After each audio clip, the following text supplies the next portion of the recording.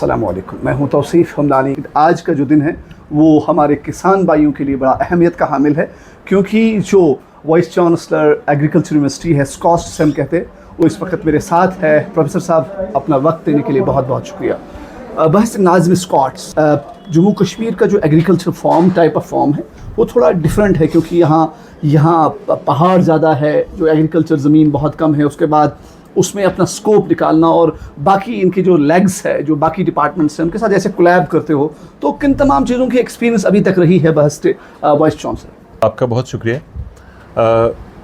जम्मू कश्मीर में जो एग्रीकल्चर और अलाइड सेक्टर से उसकी एक यूनिक पोजीशन है पूरे मुल्क के एग्रीकल्चर में। हम एक टेम्परेट एग्रो क्लाइमेटिक जोन में आते हैं। जितने भी क्रॉप्स करीब करीब जो हम यहाँ पे कल्टीवेट करते हैं वो पूरे मुल्क के लिए निश क्रॉप्स हैं, मतलब बाकी जगहों पे वो ज़्यादा क्रॉप नहीं होते हैं। और बहुत सारे ऐसे क्रॉप हैं जो पूरे मुल्क के लिए जो ऑफ सीज़न क्रॉप्स होते हैं, जैसे वेजिटेबल्स हम प्रोड्यूस करते हैं, कुछ फ्रूट्स हैं। तो ये एक एडवांटेज है। अगर आप एप्पल की बात करें, करीब 70% एप्पल कश्मीर में ही प्रोड्यूस होता है। इस तरह से वालनट, आलमंड 100%। उसके बाद में जो चेरी, पीच, प्लम, वो भी कश्मीर स्पेसिफ़िक है। आप सैफ़रान की बात करेंगे तो एक्सक्लूसिव कश्मीर स्पेसिफ़िक है।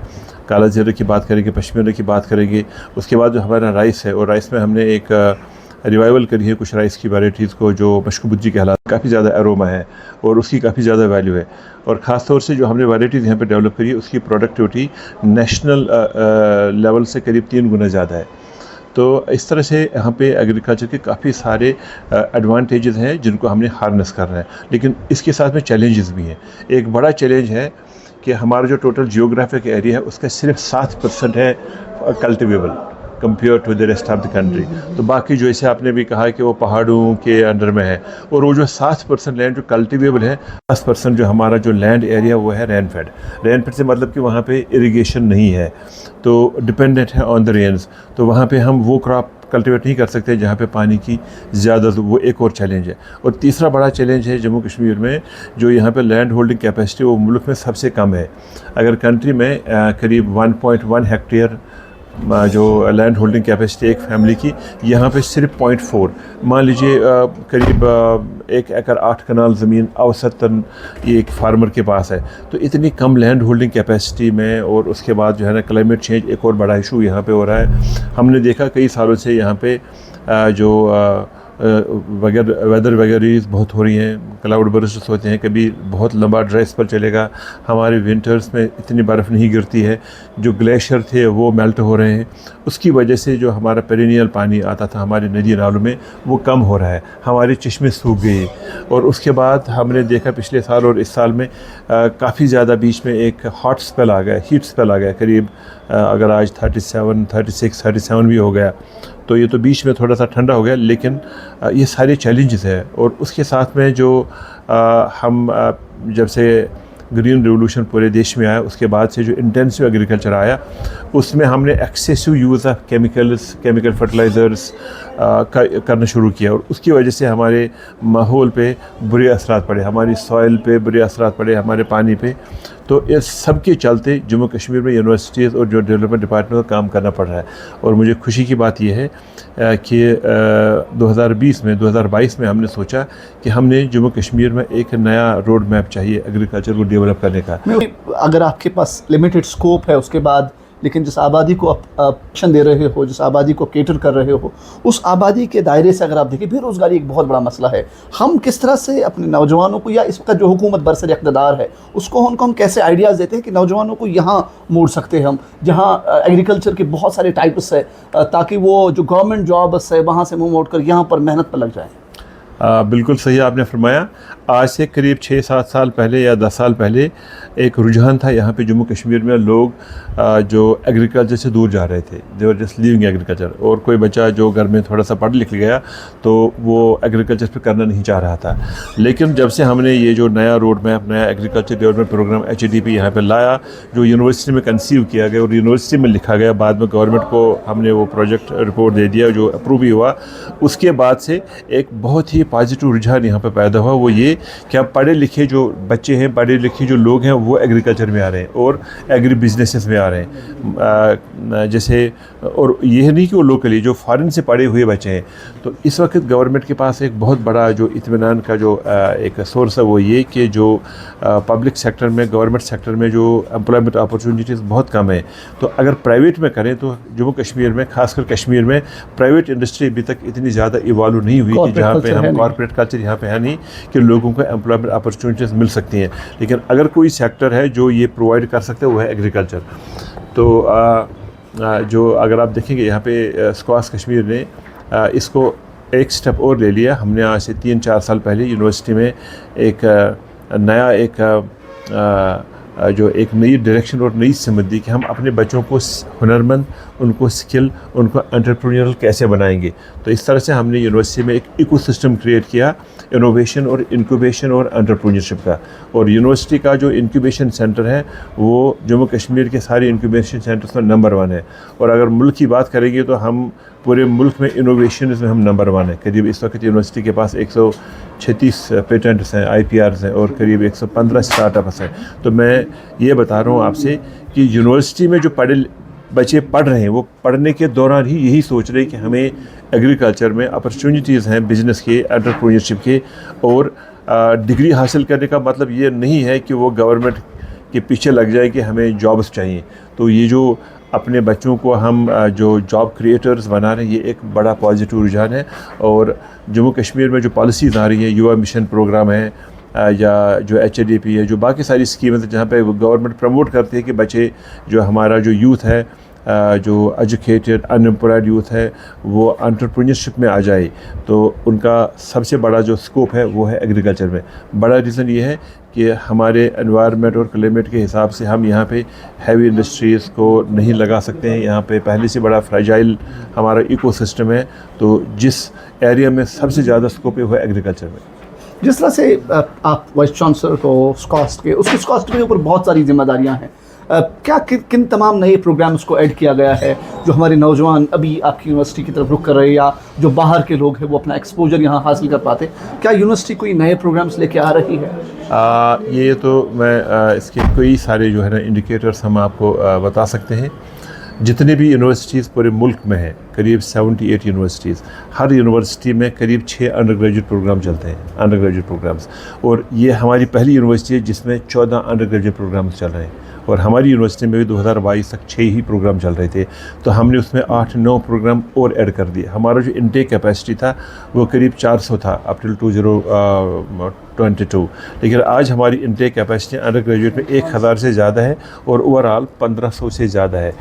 और तीसरी बात कि जो बाहर के बच्चे हैं, मतलब जम्मू कश्मीर से बाहर के बच्चे जो हमारी यूनिवर्सिटी में पढ़ रहे हैं, उनका जो रेशो परसेंटेज है वो किसी भी स्टेट एग्रीकल्चर यूनिवर्सिटी में सबसे ज़्यादा है। 30% से ज़्यादा बच्चे हमारी यूनिवर्सिटी में बाहर की स्टेट्स के पढ़ते हैं।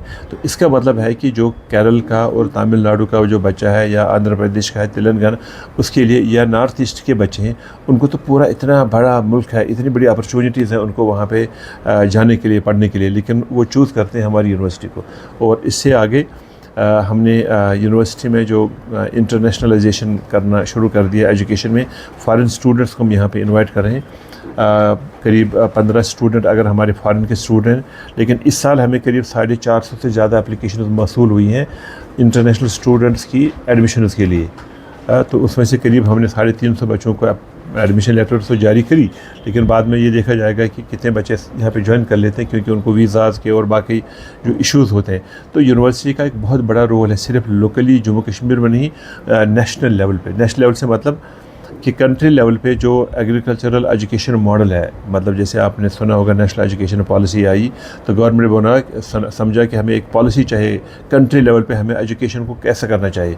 उसके बाद से हमारी यूनिवर्सिटी पहली यूनिवर्सिटी है जिन्होंने अपने एग्रीकल्चर को NEP के साथ टेलर कर दिया। हालांकि हमने उससे पहले NEP के आने से पहले ही अपना मॉडल बनाया था, और उसके बाद पूरे मुल्क में जो मॉडल चल रहा है वो स्कॉश कश्मीर का मॉडल चल रहा है, agri education model. All 78 universities are following the model of the SKUAST Kashmir Kashmir, उससे ये पता चलता है कि स्क्वाश कश्मीर की जो लीडरशिप है, हम नेशनल लेवल पे अपनी लीडरशिप प्रोवाइड करते हैं। इंटरनेशनल एजेंसीज है जैसे वर्ल्ड बैंक है या बाकी कोई बहुत सारी एजेंसीज है, क्या उनका रुख कभी जो हमारी स्कॉस्ट कश्मीर है उनकी तरफ रुख जाता है कि कोई बड़ा प्रोजेक्ट लेके आएँ जिसमें ज़मीनी सतह पे उन तमाम चीज़ों को हम समझें या देखें कि किस तरह से हम इस यूनिवर्सिटी को आगे ले, जैसे आपने खुद कहा कि अगर नेशनल लेवल पे हमारा फॉर्म यूज़ किया जा रहा है, हमारा पैटर्न यूज़ किया जाता है, तो उसमें क्या कोई इंटरनेशनल लेवल पे कोई एजेंसी अभी काम कर रही है हमारे साथ? हाँ, 19 से लेके 2024 तक हमारा एक प्रोग्राम चला, वो था वर्ल्ड बैंक फंडेड प्रोग्राम। उसका नाम था national agricultural higher education programme. बहुत बड़ा प्रोग्राम था, उसमें हम पार्ट थे। It was a consortium based programme, तो ICR यानी गवर्नमेंट ऑफ इंडिया इसको चला रही थी, but was funded by the world bank. और मैं आपको ये बताऊं कि जब 2019 में हमारा प्रोग्राम शुरू हुआ और उसके बाद से हमें पता है कि जम्मू कश्मीर में कैसे हालात पैदा हो गए। 2019 के बाद जो आर्टिकल 370 एब्रोगेट हुआ, फिर किस तरह से लॉ एंड ऑर्डर सिचुएशंस जो हो रही, और उसके बाद से कोविड-19 आया, तो इन सब हालात में हिंदुस्तान में जितनी ही यूनिवर्सिटीज़ में ये वर्ल्ड बैंक प्रोजेक्ट चल रहा था, हमारी यूनिवर्सिटी उस प्रोजेक्ट को एग्जीक्यूट करने में नंबर 1 यूनिवर्सिटी रही। और वर्ल्ड बैंक के लिए हमारी यूनिवर्सिटी एक मॉडल सक्सेस स्टोरी है। तो वर्ल्ड बैंक के एक्सपर्ट हमारी यूनिवर्सिटी में आए थे, तो उन्होंने जब हमारे यहाँ पे जो प्रोग्राम की सक्सेस को देखा, तो उन्होंने उसको एक सक्सेस स्टोरी के नाम पे वर्ल्ड बैंक को पेश किया। तो मैं यहाँ पे शायद ये मुनासिब समझूंगा कि अपनी यूनिवर्सिटी में जो एक नई सोच पैदा हुई है और एक नया कल्चर हमने क्रिएट किया है, नए प्रोग्राम्स हमने इंट्रोड्यूस किए जैसे आर्टिफिशियल इंटेलिजेंस एग्रीकल्चर या जो इनोवेशन इंक्यूबेशन, तो इसकी जो दागबीर है वो हमने NAHEP जो वर्ल्ड बैंक प्रोग्राम में डाली थी। ये है एजुकेशन से रिलेटेड। इस तरह से अभी जम्मू कश्मीर में एक प्रोग्राम चल रहा है, IFAD programme. It is JKCIP programme funded by international fund for agriculture development. तो ये करीब 1800 करोड़ का है, 1800 करोड़ का प्रोजेक्ट है। ये सप्लीमेंट करता है HIDP को। तो ये कुछ प्रोग्राम्स हैं जो एग्रीकल्चर से जिनका आखिरी वास्ता है। सवाल की ओर मैं जा रहा हूँ। हम जैसे आम किसान को कैसा समझे, क्योंकि हमने समझा है कि अब नई फार्मिंग आ रही है, साइंटिफिक तरीकों से आ रही है, जिसमें जो हमारा पुराना जो एप्पल का ट्री था, जो तकरीबन 30 साल 40 साल उसको हम उसकी आबियारी करते थे, वो फल देता था, लेकिन अब उसको स्ट्रीमलाइन करने के लिए साइंटिफिक तरीके से अब वो नए डिज़ाइन के साथ आ रहा है, नया फॉर्म एप्पलिंग के लिए। तो हम आम किसान को या आम बागबान को ये समझाए कि हम इस पे कैसे आ सकते हैं। आपका पुराना पेड़ अब नहीं रहा है पुराना पेड़, आपकी प्रोडक्शन भी बढ़ सकती है, क्योंकि ये बहुत अहम सवाल है। जो हमारी टोटल एग्री इकोनॉमी है, उसमें हार्टिकल्चर सेक्टर हमारी उस इकोनॉमी का बैकबोन समझा जाता है।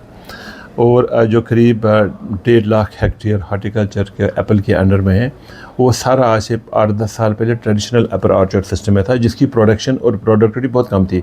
करीब 8 से 10 टन पर हेक्टेयर हमारा प्रोडक्शन था, और उसमें जो क्वालिटी ऑफ एप्पल है वो कंप्रोमाइज था। A ग्रेड एप्पल बहुत कम आता था, उसमें B और C ग्रेड, और उसके अपने फार्मर को काफ़ी ज़्यादा फ़ायदा नहीं होता था।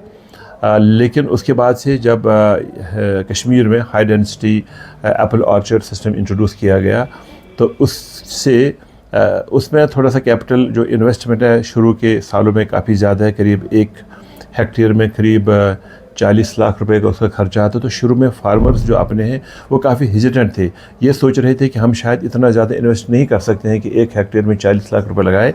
फिर गवर्नमेंट ने कुछ प्रमोशन, सब्सिडी स्कीम्स, इंसेंटिव्स लगा दिए, और आज की तारीख में वो प्रोग्राम इतना सक्सेसफुल हो गया कि अब फार्मर गवर्नमेंट के इंसेंटिव्स का वेट नहीं करता। उसके कुछ रीज़न है। पहला रीज़न ये है कि जब हम high density Apple orchard system लगाते हैं तो दूसरे साल में वो अपना प्रोडक्शन देना शुरू कर दिया था, compare to the traditional system जिसको 10-12 साल बाद वो प्रोडक्शन में आता था।